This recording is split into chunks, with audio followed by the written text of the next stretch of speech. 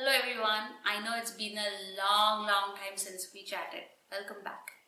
I hope you all are taking care of yourself. When we started Earth, we said that we are going to talk about the benefits of classical arts on physical and mental health. So far, through our YouTube videos and workshops, we have talked about how practicing dance movements can help you maintain strength, balance, coordination. Today, we are going to talk about mental health. Though in the recent years, importance of mental health among the young is recognized, it is still dismissed for the elderly. It is more likely that senior adults would approach a healthcare provider for physical ailments rather than mental. Sometimes the thought is, well, we are old and lonely, this is expected, that's how life is now, etc. etc.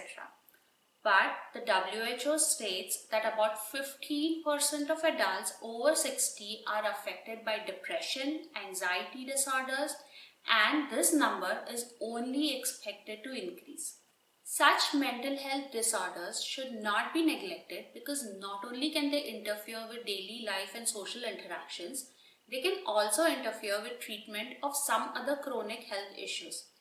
And though I'm emphasizing on senior adults because that's for whom the series was started, all of us at some point of our life go through extreme stress, depression, burnout. Sometimes we don't even recognize that we are going through it. There is some evidence that shows that engaging in art forms such as music and dance can help treat depression. Dance can help release physical and mental stress through a non-verbal mode of communication. It has helped patients in processes dealing with self-understanding and acceptance by involving simultaneously both body and mind. American Dance Therapy Association defines dance movement therapy as the psychotherapeutic use of movement to promote health and well-being. It emerged as a field in the 1940s and now is a well-established one with therapists who are licensed and certified to treat using dance movements. In the description section of this video, there is a link to the website where you can read more about it. Therapists observe movements and make assessments. Some of these might seem very intuitive. For example, if I'm walking light-footed, prancing around, it suggests joy against weighed down footsteps, which suggests some sort of inhibitions, maybe even sadness. Based on research articles, jumping, skipping actions, or any movements which are free-flowing, more horizontally spread and are vertically rising suggest happiness. Also, rhythmic movements in general suggest happiness. Many such movements are well documented by dance movement therapy and practiced in dance. Now let's look at how dance shows emotions. Abhinay in dance is the art of emoting. Dance consists of nrita, pure movement, and then nritya and natya. The latter two are techniques when abhinay is added to dance movements to tell a story. The stories depict different human emotions which are categorized in the form of numbers. Hasya, Rautra, Vibhatsa, Bhayanak, Shringar, Veera, Karuna, Adbhuta, Shanta. Facial expressions, posture, and movements are used to convey the emotion to the audience. Let us today focus on two emotions, joy and sadness. I'm going to use dance movements to narrate a very simple story that most of us have heard during our childhood.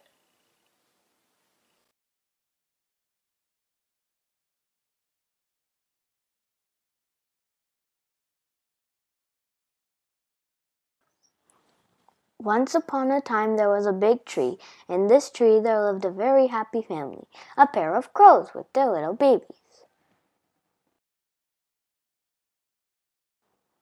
One day a snake came to live in the hole of the bottom of the tree. The crows were not happy at the arrival of the snake. One day, when the crows went out in search for food, the snake crawled up the tree and ate up the babies. When the crows came back, they could not find their babies. They looked everywhere and then realized what had happened. The crows were full of grief and their sad loss of their young ones. After a few months, some more eggs hatched and they were a happy family again.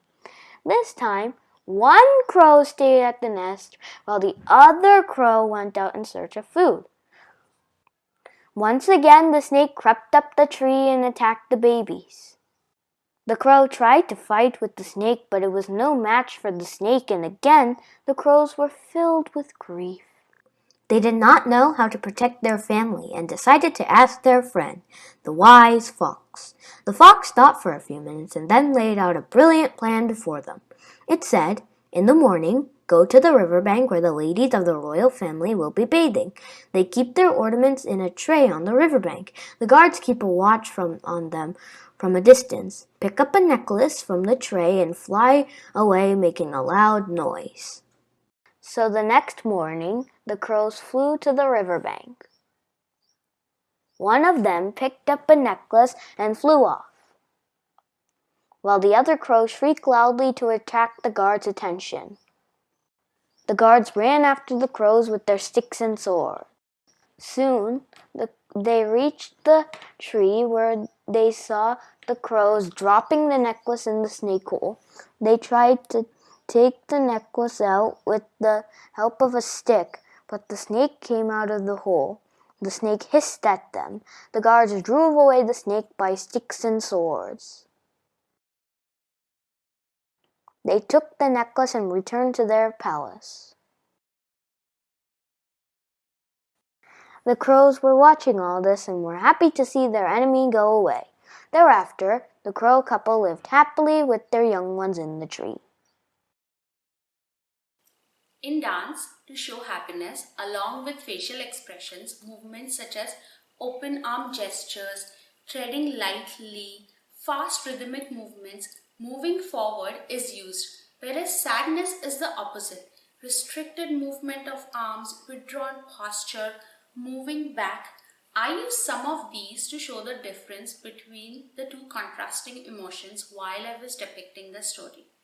Now, research shows that engaging in movements that are associated with an emotion can also evoke that emotion in you.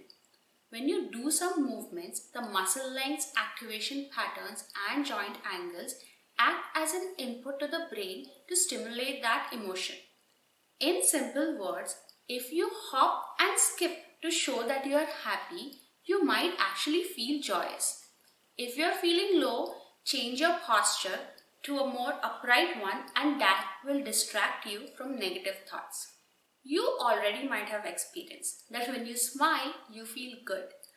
But research says that posture combined with facial expressions is the most effective form of evoking an emotion, which is consistent with teachings in dance. Scientific theories have shown that dance viewing, imagining the movement also activates the same neural patterns, but the most effective way to evoke emotions is to perform that movement yourself. Of course, in a safe manner. Let's try this right now. Sit in a slouched position. It makes you feel small, helpless, and now expand your hands. Do some free-flowing movements. It automatically gives you a feel of power, security, as if you are on top of the world. This is because through muscle activation patterns and joint angles associated with these movements, a signal is sent to your brain that I'm not stressed, I'm happy, and I'm confident. To summarize, when you perform, watch, or imagine movements suggesting joy, it makes you happy and distracts you from the sad feelings you have. So let's do this experiment together.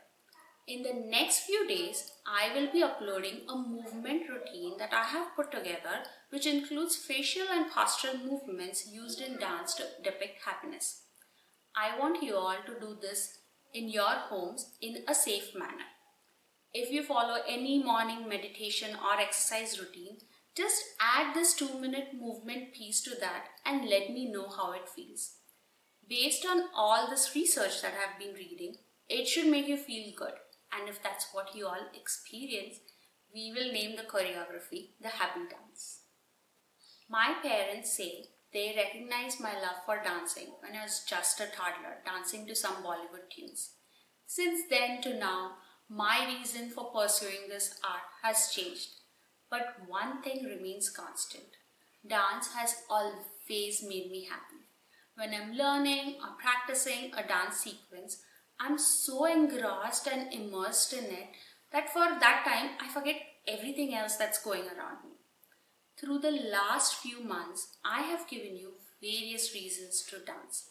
But if you were to dance for just one reason, let it be because it gives you immense joy.